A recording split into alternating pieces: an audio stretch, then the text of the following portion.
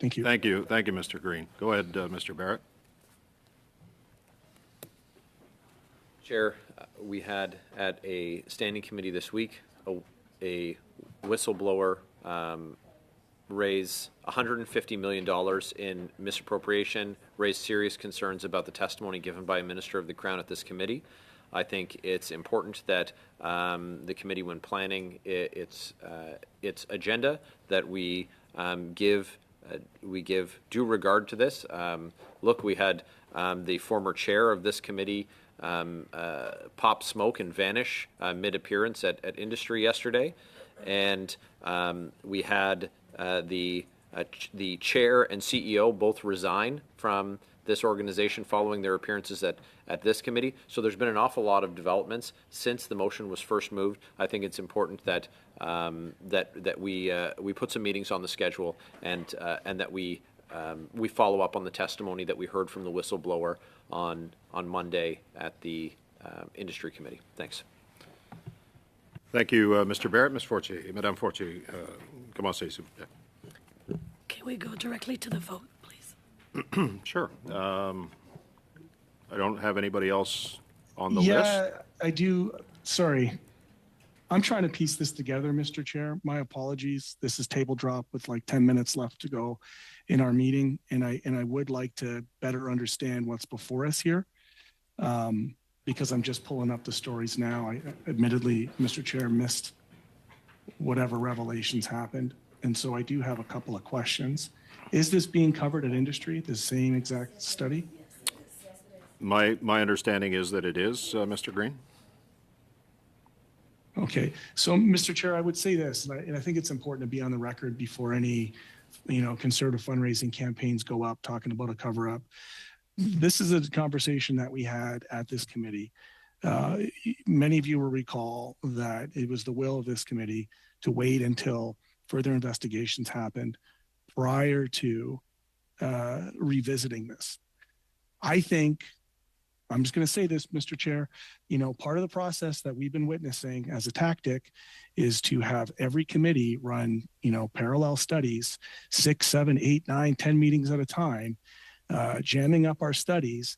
And I know that Mr. Villemure has a study that is supposed to happen in our return. And so, I'm interested in this, Mr. Chair. I want to be on the record so people can see quite clearly that if this whistleblower has real merit to the things that they're saying around a potential breach of our parliamentary privilege by having a minister, as the allegation says, allegedly lie to this committee, that is a significant thing. That is no small thing.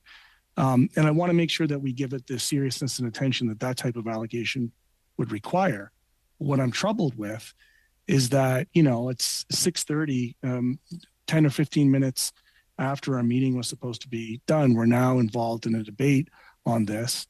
And what I don't want to do is be rushed into a decision on this very serious allegation that's been made without having had the opportunity to review the materials as presented in the news, without having had the opportunity to hear any type of debate.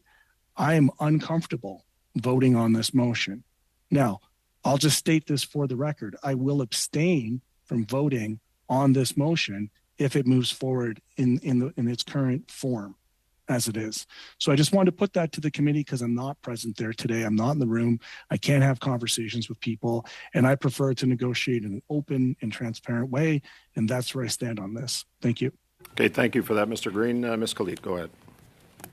Thank you very much, Chair. And I really take the points that Mr. Green has made with respect to, one, the nature of how this motion is being introduced, table dropped, basically, at the end of a long day. We're trying to get through committee business, figure out what our schedule is going to be when we come back from the break, knowing and understanding how heavy of a schedule we have. Mr. Villemure's study is coming up on January 29th, and I think that we do need to give priority to things that we've already agreed to. And I know that, like in the past, we haven't exactly been doing that. So I would like to set that precedent now, Chair, and say we agreed that Mr. Villemure's study is going to start on January 29th.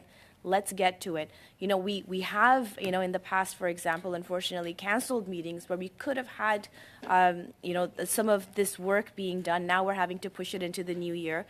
For example, you know, Chair, we have two excellent vice chairs in Mr. Villemure and Ms. Fortier, to make sure that, you know, on the sad instance that you're unwell, that the committee work still continues.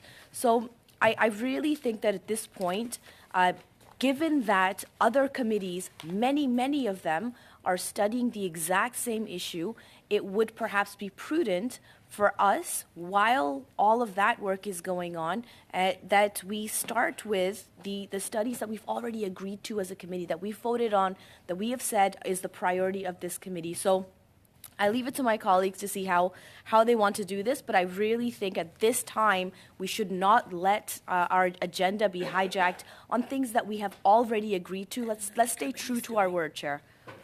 Thank you, Ms. Khalid. Not seeing any other hands up or debate on the motion. Do we have agreement? No? Okay, we don't have agreement, so let's go to a vote then. Madam Clerk, go ahead. On the motion moved by Mr. Barrett, Mr. Baines, No. Madame Lapointe, No. Mr. Callaway, No. Madame Fortier, No. Ms. Khalid, No. Mr. Barrett, Yes. Monsieur Gourde, Ms. Vecchio, Monsieur Villemure, No. Mr. Green, Abstain.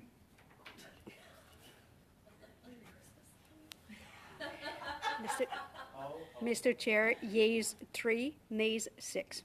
Okay, thank you, Madam Clerk. The motion is defeated. I'm going to suspend for a couple of minutes while we go in camera. We're going to flip Mr. Green around here, and then we'll give some drafting instructions. I don't mean literally, Mr. Green, but we're going to suspend.